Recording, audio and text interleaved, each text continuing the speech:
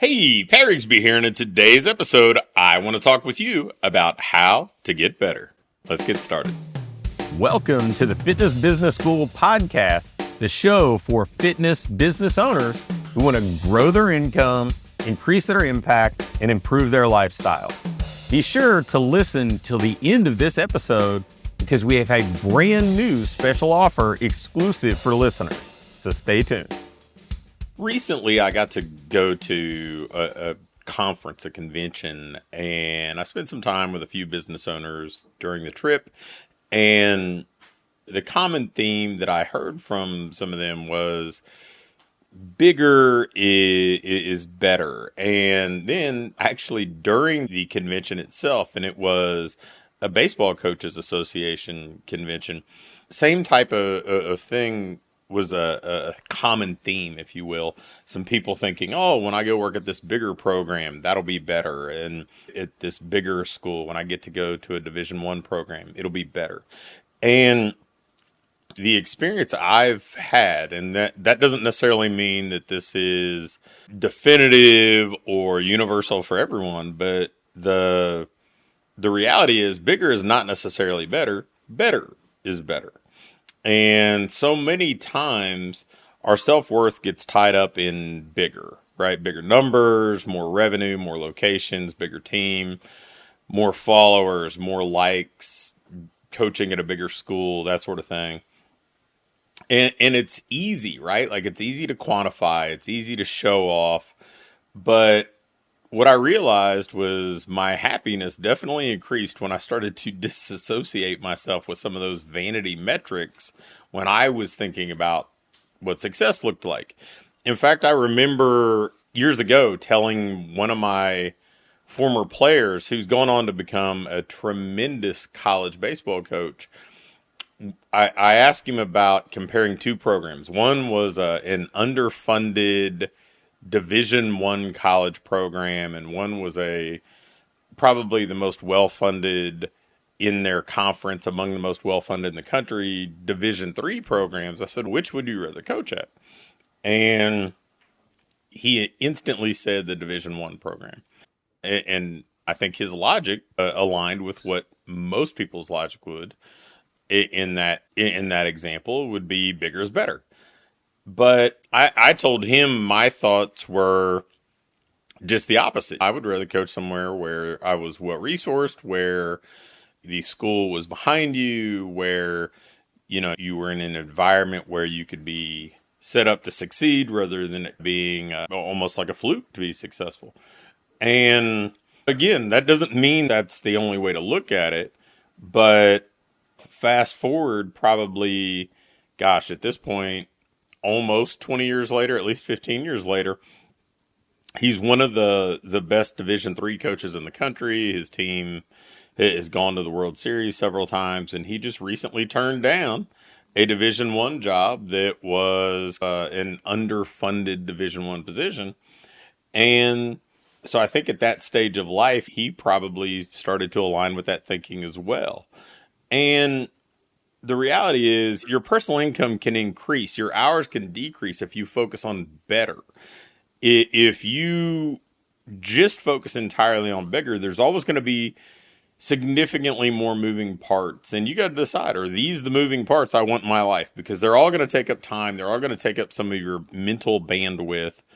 And I think I would rather build something small or even mid-sized that was best in class, best in its respective market, and do great work, do something I'm proud of, and create something that I really enjoyed rather than feeling like the only measure of success is just size, right?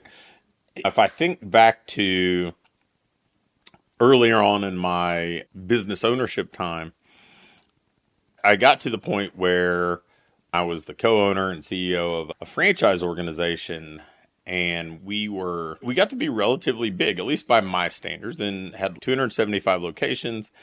And one of the things that I had kind of set out as a goal, as a target, was that I wanted to have a franchise recognized in the Entrepreneur Franchise 500 listing, which is a recognition of what Entrepreneur Magazine thinks they are the top 500 franchises in the United States. And that seemed like an ambitious goal, something to provide some clarity and focus.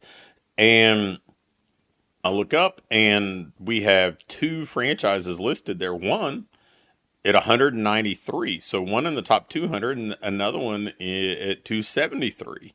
So both in the top 300. And I remember how empty that feeling was. It wasn't like a negative feeling other than it was just surprisingly unfulfilling. And I said, nothing about my life has changed. Even though we've hit this vanity metric, nothing is better. Nothing is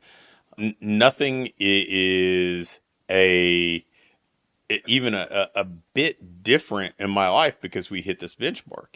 And I think I recognized at that point that I'm chasing the wrong things. My legacy is going to be people. It's going to be the impact that I've made on the people, maybe the people under my roof, the people that I'm friends with, the people that are clients, and how they get to create their ideal business, or how they get to have an impact in their community, or how they approach business and life. And for me, that's probably going to be capped at a smaller scale than going and growing to 1,000 locations or something like that. But more fulfilling, more time doing the things that are important to me. And like I said, even when my business was much bigger, there are a lot more moving parts, a lot more employees. The personal side of it to me, the compensation to me financially, the hours worked, all of those have significantly improved. And I also feel a whole lot more fulfilled by the impact that I get to have with this kind of structure and this format. And so the reason that I wanted to talk about this today is every time I get in a one-on-one environment with business owners and they talk about chasing vanity metrics or the big round numbers that I think so many of us, I know I did, got excited about. Hey, I want to produce $1 million. I want to have 300 clients. I want to have this size facility. I want to have multiple locations. All those general kind of benchmarks of success, those things that we think will be successful when we hit those targets.